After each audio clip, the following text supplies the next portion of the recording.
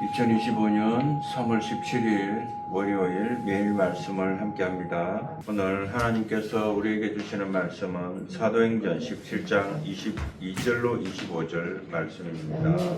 바울이 아레오바고 가운데 서서 말하되 아덴 사람들아 너희를 보니 범사에 종교심이 많도다. 내가 두루 다니며 너희가 위하는 이들을 보다가 알지 못하는 시민이라고 새김단도 보았으니 그런즉 너희가 알지 못하고 위하는 그것을 내가 너희에게 알게 하리라. 우주와 그 가운데 있는 만물을 지으신 하나님께서는 천지의 주제신이 손으로 지은 전에 계시지 아니하시고 또 무엇이 부족한 것처럼 사람의 손으로 섬김을 받으시는 것이 아니니 이는 만민에게 생명과 호흡과 만물을 친히 주시는 이심이라. 아멘. 사도 바울이 위로는 파르테논 신전을 비롯한 아크로폴리스의 신전들이 올려다 보이고 아래로는 아고라 주위의 온갖 신전들이 내려다 보이는 아레오바고 한 가운데 섰습니다. 아레오바고란 언덕, 옥 외 회의장, 그러니까 바깥에 있는 회의장을 뜻합니다. 아테네에 있는 알지 못하는 신을 위한 제단을 언급하는 것으로 설교를 시작합니다. 그동안 아테네 사람들이 알지도 못하고 경배하던 신들이 누구인지 바울 자신이 가르쳐 주겠다 이렇게 말씀하고 있습니다. 그리고 바울은 온 우주와 그 가운데 있는 만물을 창조하신 하나님께서는 천지의 주제이심으로 사람이 손으로 지은 전에 계시지 않는다 이렇게 선포를 합니다.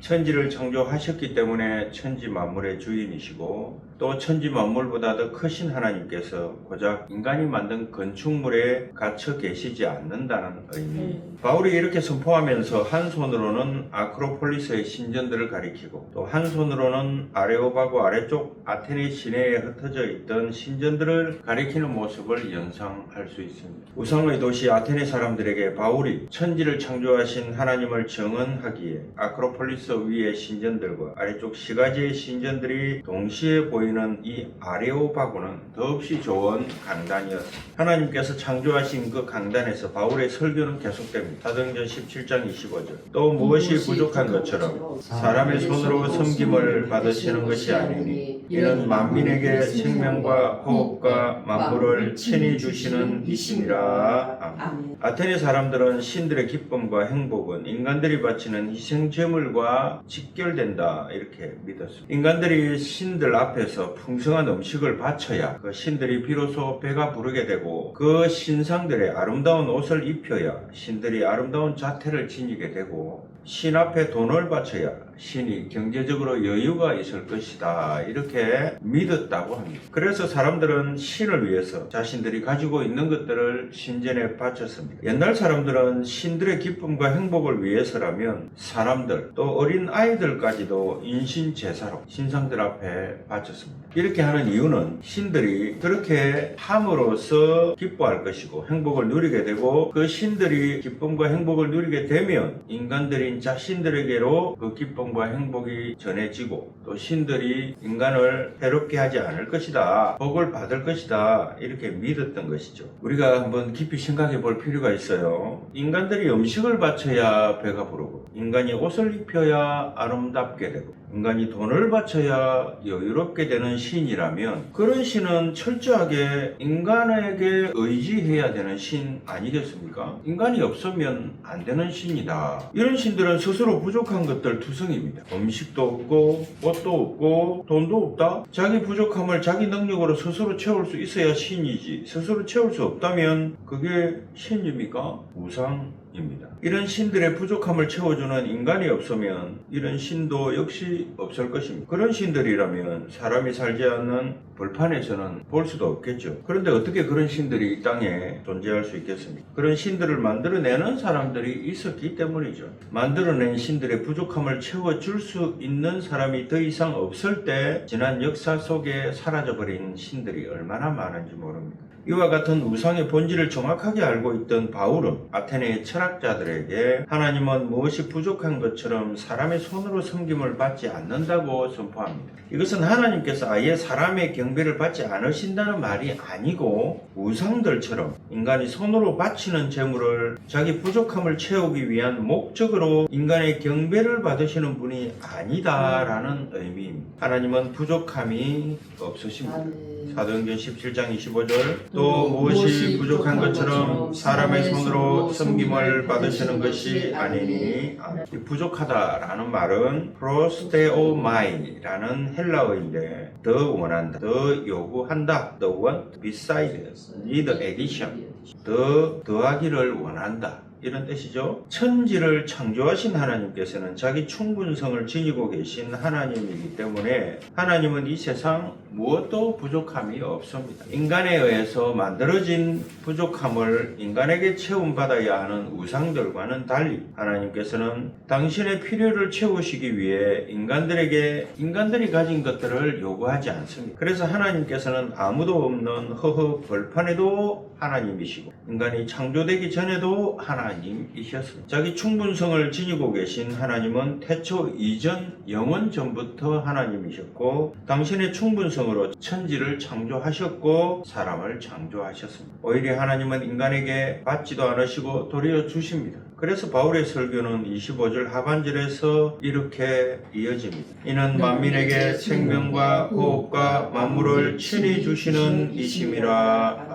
이 본문에 주신다라는 동사는 25절 상반절에 받는다, 받지 아니하신다라는 동사와 대조를 이루고 있습니다. 하나님은 인간에 의해 만들어져 인간의 의존적인 우상들과는 달리 당신의 필요를 위해 인간으로부터 뭘 받지 않습니다. 오히려 하나님은 생명 없는 우상들이 전혀 흉내도 낼 수 없는 생명과 호흡을 인간들에게 주실 뿐만 아니라 그 인간들이 살아가는 데 필요한 모든 것을 주시는 하나님이십니다. 이것은 하나님의 자기 충분성으로 인함입니다. 하나님의 자기 충분성은 하나님 홀로 부족함이 없이 자기 자신만 근사하는 정도의 충분성이 아닙니다. 하나님의 충분성은 무에서 천지 만물을 창조하시고 인간을 창조하실 정도로 충분합니다. 그러므로 하나님과 인간과의 관계에서는 하나님께서 인간에게 의존적이 아니라 인간이 전적으로 하나님께 의존적인 존재로 살아가게 된다는 것이죠. 만약에 하나님께서 주시는 하나님이 아니라 우상들처럼 받기만 하는 하나님이시라면 인간은 아예 지상에 존재할 수도 없었을 것입니다. 인간에 의해 피조되어 인간에 의해 부족함이 채워져야 하는 우상의 흥망성쇠는 철저하게 인간에 의해서 결정되지만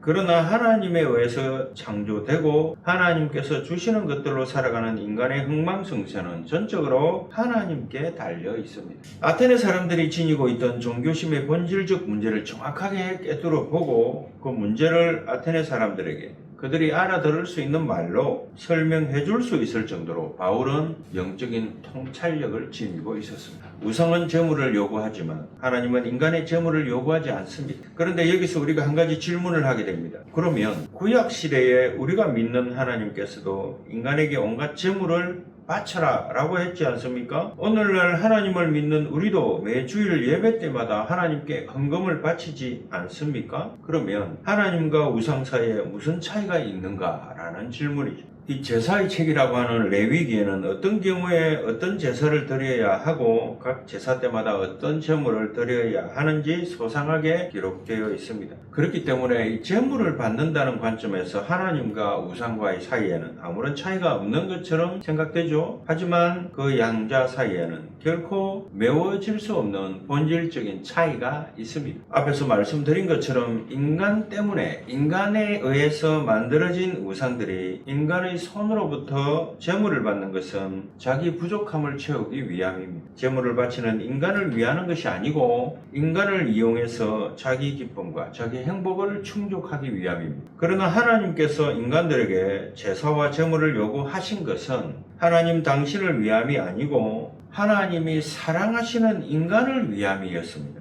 하나님의 법은 죄의 삭선 사망이라고 말씀합니다. 죄인은 누구든지 거룩한 하나님 앞에서 반드시 죽어야만 합니다. 그래서 인간을 창조하시고 생명과 호흡을 주신 하나님께서 인간을 죄와 사망의 덫에서 구원해 주시기 위해 인간들에게 제시해 주신 방도가 바로 제사와 제물이었습니다. 이처럼 하나님께서 인간에게 제사와 제물을 요구하신 것은 결코 하나님 당신의 유익을 위함이 아니고 인간을 범죄로부터 용서해 주기 위함입니다. 그러므로 인간이 우상에게 제물을 바치는 것과 하나님께서 제사와 제물을 요구하신 것은 근본적으로 같지 않습니다. 신자가 하나님께 헌금을 바치는 것도 하나님께 뭔가 부족함이 있기 때문에 채워주기 위함이 결코 아닙니다.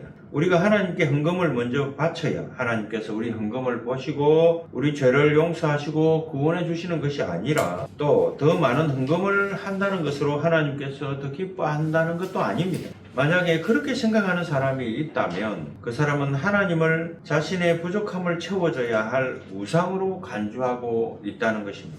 여러분 한번 생각해 보십시오. 하나님은 태초전부터 스스로 계실 정도로 자기 충분성을 가지고 계십니다. 하나님의 사랑도 역시 보잘것없는 우리를 살려주기 위해 하나님의 독생자를 십자가의 제물로 삼으시기까지 충분하십니다. 자기 충분성을 그렇게 충분하고 가지고 계신 하나님께서 뭐가 부족해서 우리 주머니 돈을 노리겠습니까? 그럼에도 우리가 자발적으로 헌금을 바치는 것은 하나님께서 먼저 베풀어 주신 구원의 은혜에 감사를 드림과 아울러 내가 지니고 있는 모든 것이 하나님께로부터 주어진 것이라는 것을 고백하고 만민을 구원하기 원하시는 하나님의 사랑과 생명이 이 세상 사람들에게도 널리 전하는 데 쓰여지는 도구로 사용해 달라고 하는 것입니다. 하나님이 성도에게 요구하시는 것은 제물이 아니라 순종입니다. 신명기 10장 12절로 13절입니다. 이스라엘아 내 하나님 여호와께서 내게 요구하시는 것이 무엇이냐? 곧 내 하나님 여호와를 경외하여 그의 모든 도를 행하고 그를 사랑하며 마음을 다하고 뜻을 다하여 내 하나님 여호와를 섬기고 내가 오늘 내 행복을 위하여 내게 명하는 여호와의 명령과 규례를 지킬 것이 아니냐. 아멘. 하나님께서 우리에게 요구하시는 것은 하나님께서 우리에게 주신 인생 사용 설명서인 하나님의 말씀에 따라 우리가 참된 행복의 삶을 따라 순종하며 사는 것입니다. 하나님께서 우리에게 하나님의 말씀대로 살라고 명령하시는 것은 절대로 하나님이 어떤 유익을 차지하기 위함이 아니라 우리를 위함입니다. 오직 이 길만이 우리가 이 땅에 살아있는 동안 후회 없이 참되고 진정한 삶의 행복을 누릴 수 있는 유일한 길입니다. 그래서 선지자 미가는 이렇게 선포합니다. 미가서 6장 6절로 8절입니다. 내가 무엇을 가지고 여호와 앞에 나가며 높으신 하나님께 경배할까? 내가 번제물로 1년 된 송아지를 가지고 그 앞에 나아갈까? 여호와께서 천천의 순양이나 만만의 강물 같은 기름을 기뻐하실까? 내 허물을 위하여 내 마다들을 내 영혼의 죄로 말미암아 내 몸의 열매를 드릴까? 사람아 주께서 선한 것이 무엇임을 내게 보이셨나니 여호와께서 내게 구하시는 것은 오직 정의를 행하며 인자를 사랑하며 겸손하게 내 하나님과 함께 행하는 것이 아니냐. 아멘. 하나님께서 우리에게 요구하시는 것이 하나님 앞에서 바른 삶이어야 합니다. 바로 그 삶 속에서만 참된 또 진정한 행복이 있기 때문입니다. 그래서 하나님께서 가장 멀리 떨어진 사람이 자기가 지니고 있는 물질로 하나님을 달래고 얼래서 마음대로 조정할 수 있고 언제든지 자기 마음 먹었을 때 하나님을 자기 편으로 만들 수 있다고 생각한다는 것입니다. 이게 하나님하고 가장 멀리 떨어진 사람이 하는 행동입니다. 그런 사람들은 하나님이 세상 것들에 걸신 들린 거린으로 모독하는 사람들입니다. 하나님께서는 그런 사람들이 바치는 제물들을 기뻐 받으시기는커녕 오히려 이사야 1장 11절로 13절을 통해서 이렇게 질타합니다. 여호와께서 말씀하시되 너희의 무수한 제물이 내게 무엇이 유익하뇨? 나는 순양의 번제와 살찐 짐승의 기름에 배불렀고 나는 수송아지나 어린 양이나 순염소의 피를 기뻐하지 아니하노라. 너희가 내 앞에 보이러 오니 이것을 누가 너희에게 요구하였느냐? 내 마당만 밟을 뿐이니라. 헛된 재물을 다시 가져오지 말라. 분양은 내가 가정이 여기는 바요. 월삭과 안식일과 대회로 모이는 것도 그러하니 성회와 아울러 악을 행하는 것을 내가 견디지 못하겠노라. 아멘. 하나님께서 우리에게 당신의 유익을 위해서 뭘 요구하는 것도 아니고, 또 하나님하고 우리하고 수준이 맞습니까? 수준도 맞지 않는 우리가 가진 것들이 왜 하나님이 필요합니까? 그런 우리에게 하나님은 말씀을 주시고 말씀을 힘입어 참된 행복의 삶을 살기를 요구하시고, 죄와 사망에서 우리를 구원하시고 하나님의 정의를 구현하고 하나님의 자비를 실천하고 하나님과 동행하는 바른 삶을 살아가기를 원하시는 이유는, 하나님께서는 그 무엇도 부족함이 없으신 엘샤다이, 전능하신 하나님인 동시에 자기 충분자이기 때문입니다. 스스로 충분하시기 때문입니다. 그러면 또 하나의 질문이 생기죠. 하나님께서 우리를 구원하시고 참된 삶을 향한 바른 삶의 길로 우리를 인도해 주시고 우리의 백그라운드가 우리의 백이 되어 주셔서 삶을 온전히 세워 주시기에 충분할 정도로 엘샤다이 전능자이며 충분자 하나님이시라면 우리 삶에는 왜 이달지도 부족한 것들이 많느냐 하는 말입니다. 우리가 믿는 하나님이 충분한 만큼 우리 삶이 모든 면에 걸쳐서 풍성하기만 해야 하고 모든 것이 충분하고도 넉넉하게 남아야 마땅하겠죠. 이 질문에 대한 답은 간단합니다. 우리에게 부족함이 없다면, 만약 우리에게 결핍이 없다면 우리는 절대로 일평생 충분한 하나님을 겸손하게 따르지 않을 것입니다. 우리 일생에 부족한 것들은 부족함이 없으신 하나님과 더 깊은 교감을 갖게 해주는 접촉점입니다. 그래서 다윗은 여호와는 나의 목자시니 내가 부족함이 없으리로다 라고 고백합니다. 다윗은 젊은 시절에 사울 왕의 칼날을 피해 10년 동안 도망 다녀야 했고, 나이가 들어서는 친아들 압살롬의 쿠데타로 황급히 도망해야 했다라는 거죠. 다윗의 인생은 너무나도 부족한 것들 투성이었습니다. 그러나 다윗은 자기 인생의 그 부족한 것들 때문에 부족함이 없는 하나님을 일평생 자기 백으로 모시고 살아갈 수 있었던 것입니다. 그러므로 우리 일생에서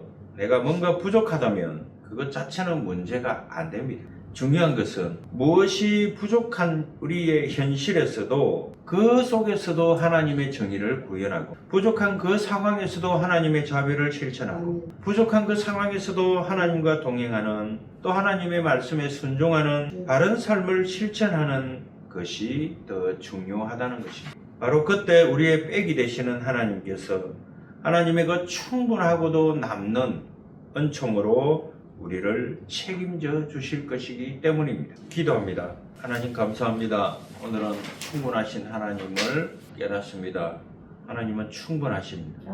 부족한 것이 없습니다. 그렇기 때문에 우리의 죄를 속해 주실 수 있었고 또 속해 주시고 지금도 우리를 구원하시기 위해 하나님께서는 하나님의 그 충분하신 능력으로 온 세상 만물을, 이 우주 만물을 통치하고 다스리고 계시는 줄 믿습니다. 하나님의 그 통치하심과 그 다스리심 속에서 살아가는 이 기쁨을, 이 행복을 누리게 해주심을 감사합니다. 우리의 의식 속에 아레오바고에서 외치던 그 바울의 만들어진 신에 대한 통찰이 우리 실생활에서 깨달음으로 늘 우리 속에 자리 잡기를 원합니다. 하나님, 우리는 만들어진 신을 믿는 것이 아니라 자기 스스로 충분하신, 이 세상이 창조되기 이전부터 계셨던, 그리고 이 세상을 창조하신 온 세상 만물의 주인이신 하나님을 믿는 이 자부심으로 오늘 하루도 살아내기를 원합니다. 예수님의 이름으로 기도합니다. 아멘.